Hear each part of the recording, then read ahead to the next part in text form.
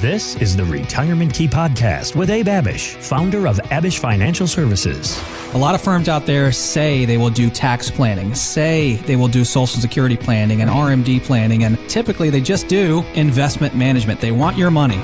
You've worked hard your whole life to earn and save. Now you need a plan to make that money work hard for you. Where do you stand today with your retirement accounts, with your insurance, with Social Security, RMDs, taxes, all of it? This is how we need to think. We need to think outside of the box on these matters. Abe is here to help you unlock the keys to your retirement.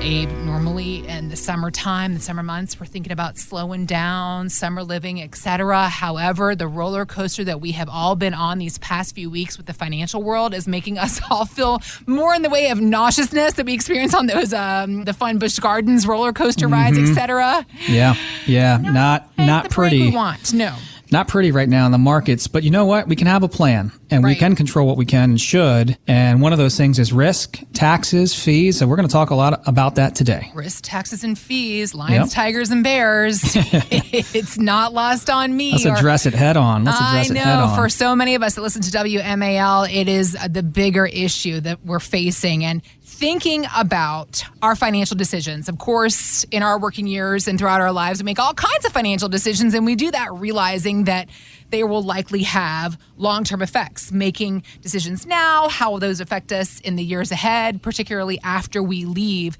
the workforce? However, there are some common mistakes that savers make that can derail a plan. And actually, there was a Business Insider article listing out some of the more common mistakes. And while, of course, we never want to take advantage of anybody's misfortune, there is something to be said for that idea of learning from others' mistakes, Abe. So in this article, these common mistakes, agree, disagree, areas you want to point out and highlight to us, what should we keep in mind? I agree with a lot in this article, Heather. A couple of them, starting off, number one, we're not rebalancing your portfolio over time, or you are not rebalancing your portfolio over time. What that means is rebalancing your portfolio can help to ensure it's diversified over time, is on track to reach your goals. It can also help to mitigate against market losses and swings. Most savers will shift their investments to more conservative options as they get closer to retirement. So if you don't rebalance and don't keep up with it, and you're managing your own money, or an advisor's managing it and they're not keeping up with it, they're not taking action in a down market, why are you paying them, right? And what are you doing on your own? You may not know how to weather these down markets. Everybody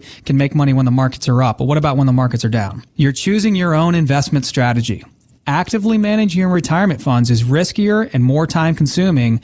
We often invest irrationally, and the last thing you want is for your behavioral biases getting in the way of your own retirement. And finally, you're forgetting about tax diversification. Okay.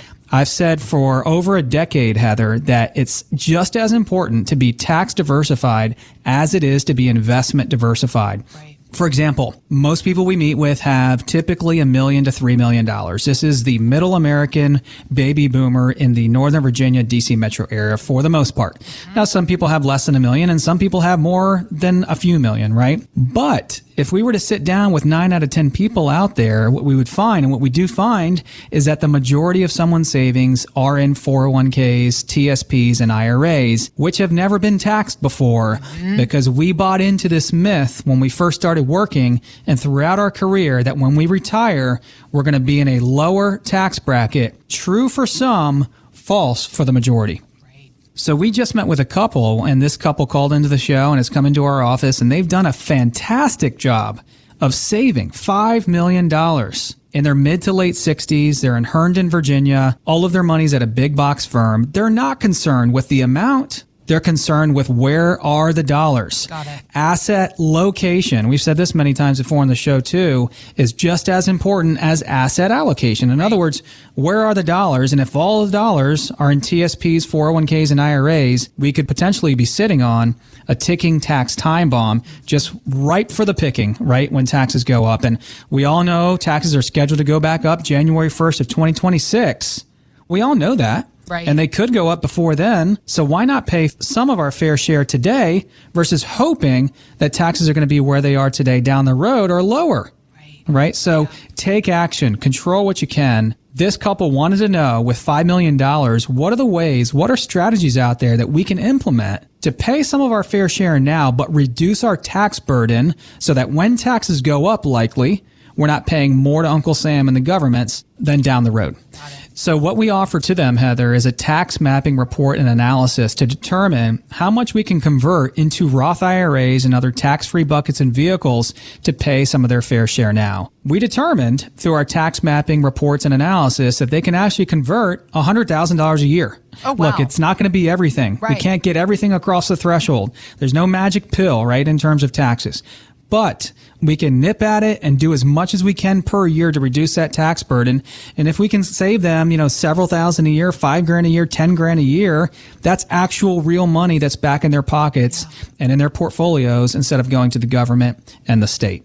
So for anyone listening right now, if you sound a little bit like this couple and you feel you've done a very good job of accumulating in your TSPs, 401ks, IRAs, brokerage accounts, you got a couple $1 million, $500,000, $5 million. Like this couple, what you're likely to find and what you already may know is that the amount of money you've accumulated is not the problem, but the potential problems are everything that can mess that wealth up.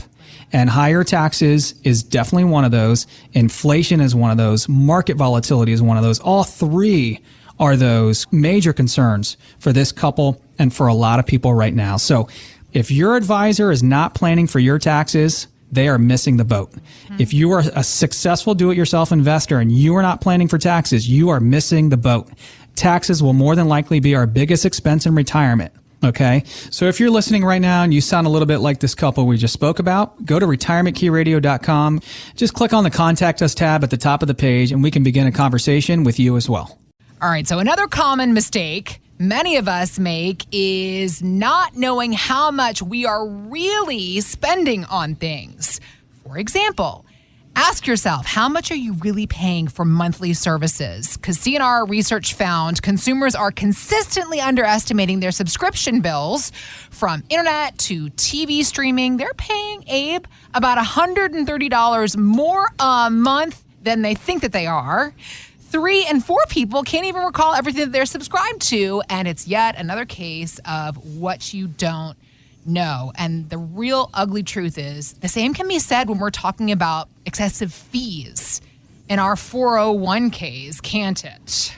Absolutely, Heather. And unless it's with, quite honestly, Vanguard is very low cost in terms of their funds and everything. Unless it's with them, most 401k plans are very expensive. The TSP is not expensive. It's very low cost, but most 401k plans are very high cost, I would say, compared to what you can get out on your own. And we've got to pay attention to them. And so, we don't make this up on our own. What we do is we take all of someone's holdings and positions and investments and we run it up through Morningstar or Riskalyze or a major industry, software and program to determine what those expenses are and expense fund ratios and so forth in these funds and report that back to the client so they can know exactly what they're paying. Because what we'll find out, Heather, is that oftentimes they're paying an advisor a fee, like the advisor fee to manage the money, but then there's, 40 basis points, 50 basis points, sometimes another 1% in fund expenses in addition to the advisor fee, and the client has no idea. Wow.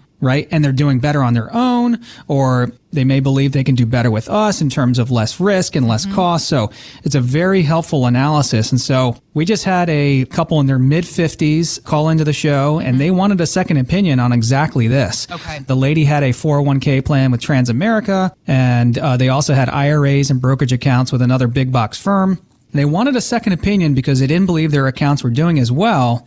And then when we dug in and did the analysis, this was a couple that found out, wow, I'm paying in my advisor a fee, but on top of that, the expenses in my funds are a lot more expensive than I thought.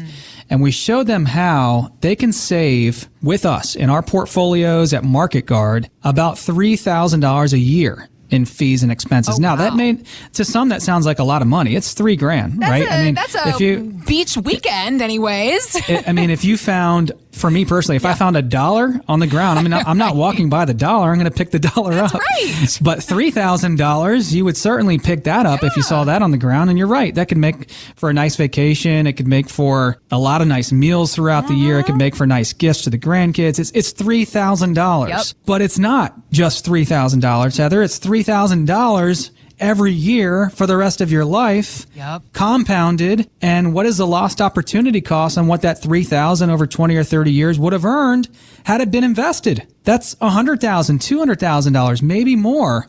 in your pockets or someone's pockets than paying too much in fees. High fees and costs and expense ratios that are too high can be like termites eating into the foundation of our home, eating into the foundation of our retirement plan, wiping away part of our return, dragging down our total return. It is not good. We've got to pay attention to them, just like these excessive subscriptions that most people are paying for.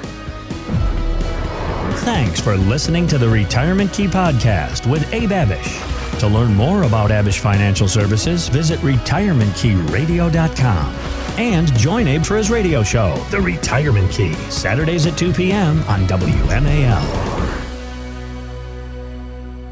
Investment advisory services offered through Abish Financial Wealth Management, LLC, number 310633, a registered investment advisor firm. Financial professionals are not licensed in all 50 states. To find out if Abraham Abish is licensed in your state, please call 571-577-9968. Abish Financial Services is not affiliated with nor endorsed by the Social Security Administration or any other government agency and does not provide legal or tax advice. Annuity guarantees rely solely on the financial strength and claims paying ability of the issuing insurance company. By contacting us, you may be provided with information about insurance and annuity products offered through Abraham Abish Inc., Virginia license number 131017.